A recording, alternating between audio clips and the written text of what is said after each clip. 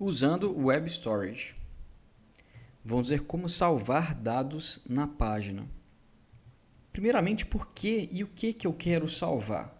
Bom, as nossas páginas podem querer salvar várias coisas diferentes. Vou dar 3 exemplos aqui. O Moodle, ele quer manter as preferências do usuário sobre a sua interface.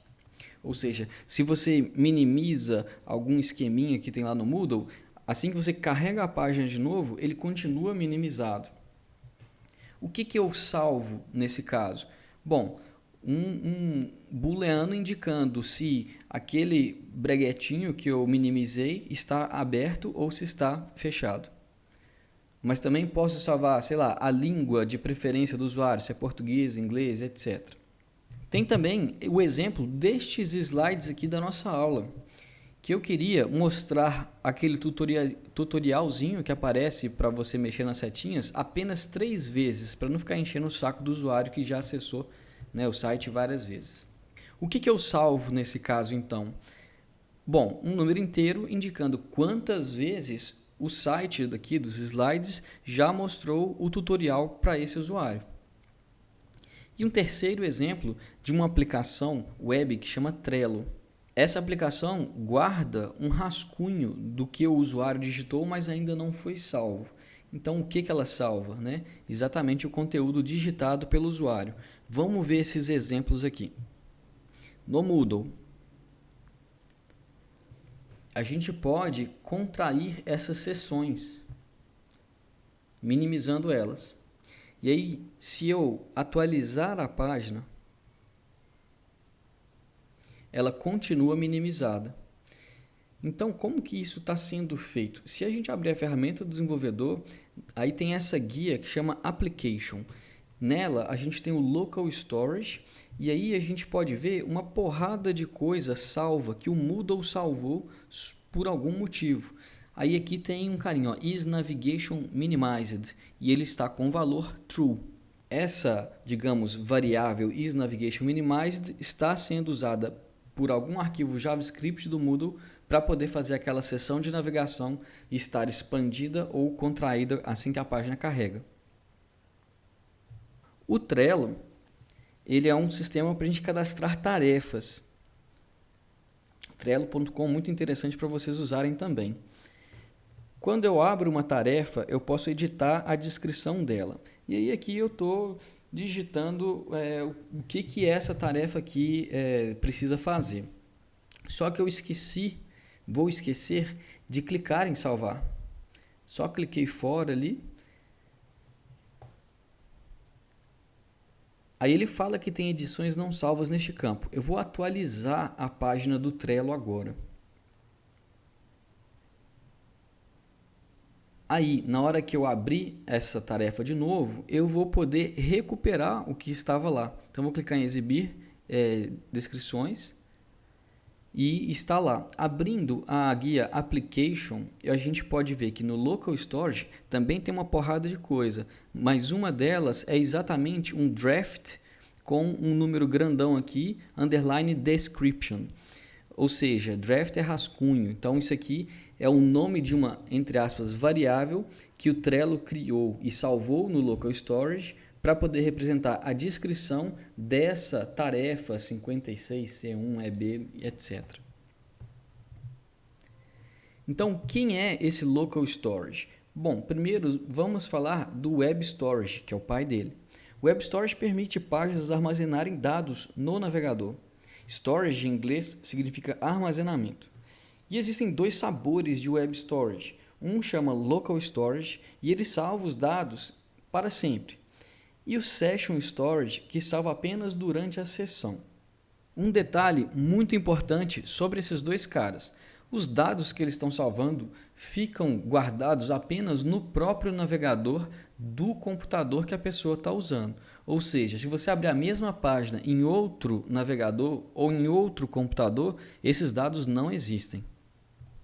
Tanto o Local quanto o Session Storage permitem a gente armazenar apenas strings.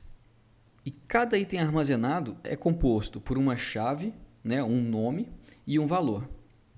Por exemplo, como que eu salvo? Bom, tanto o local quanto o session storage são filhos de window. Então a gente pode colocar window.localStorage ou pode colocar apenas local storage.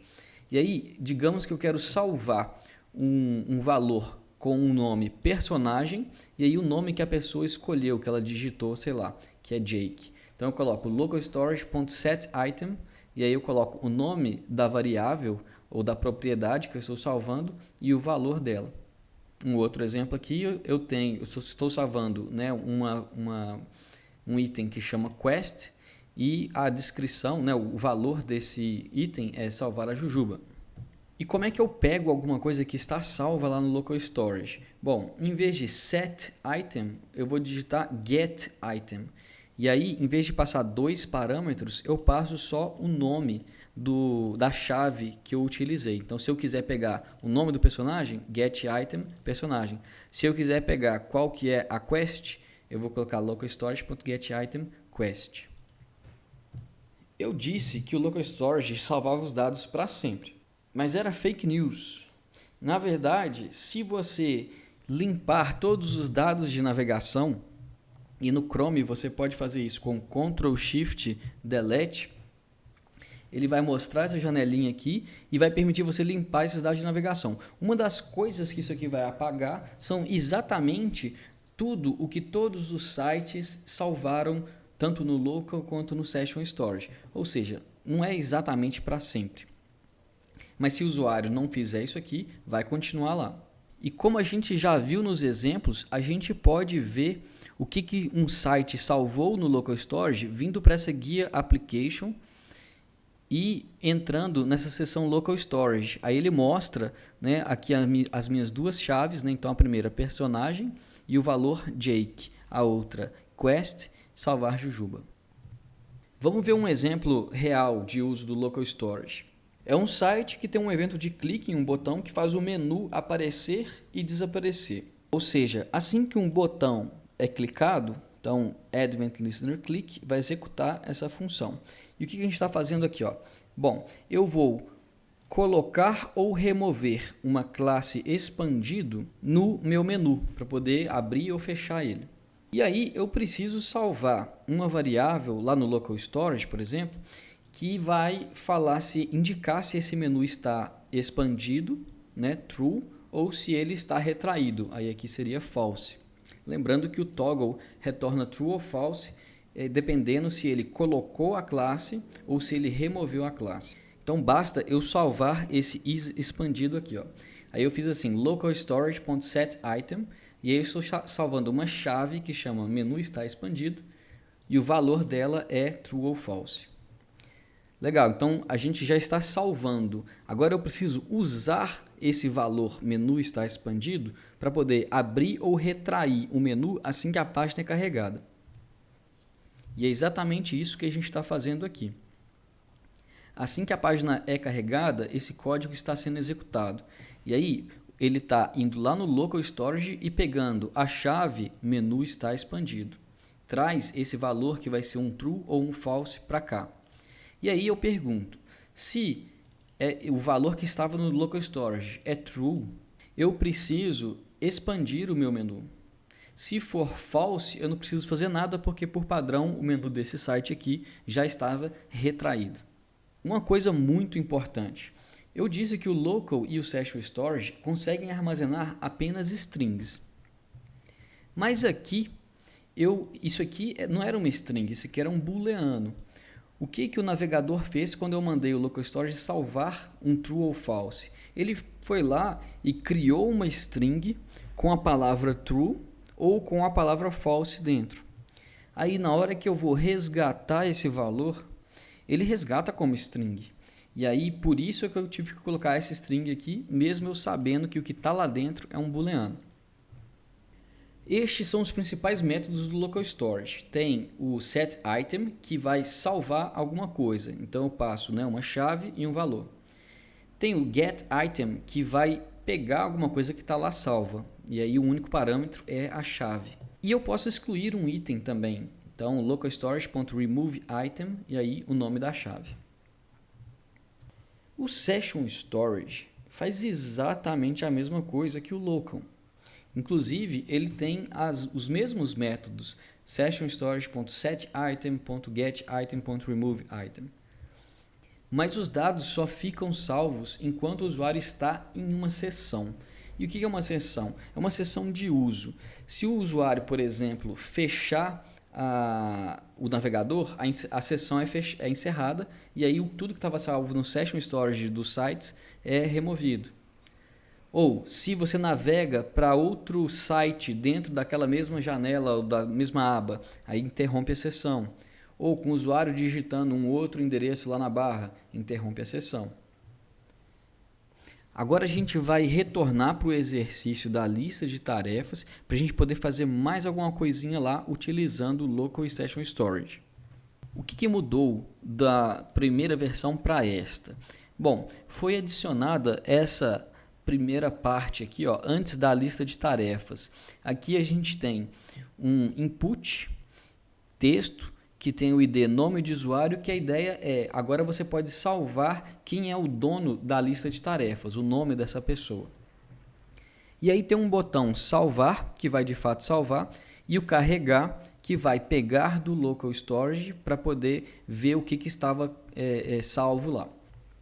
Os exercícios 1, 2 e o desafio 1 da semana passada estão feitos, que são para carregar o vetor tarefas, inserir uma nova tarefa e inserir uma nova tarefa no topo.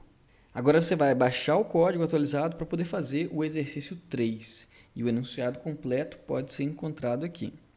Basicamente, no exercício 3, você vai implementar os botões salvar e carregar para poder armazenar e recuperar quem é o dono da lista de tarefas. Claro, isso vai ser feito usando o Local Storage. No exercício 4, você vai tentar, porém talvez falhar, salvar também o vetor de tarefas quando você clicar no botão salvar. Só que antes de tentar recuperar as tarefas no carregar, você vai usar a ferramenta do desenvolvedor e ver o que foi salvo, né, quando você tentou salvar o vetor de tarefas. É o que você esperava? Imagino que não.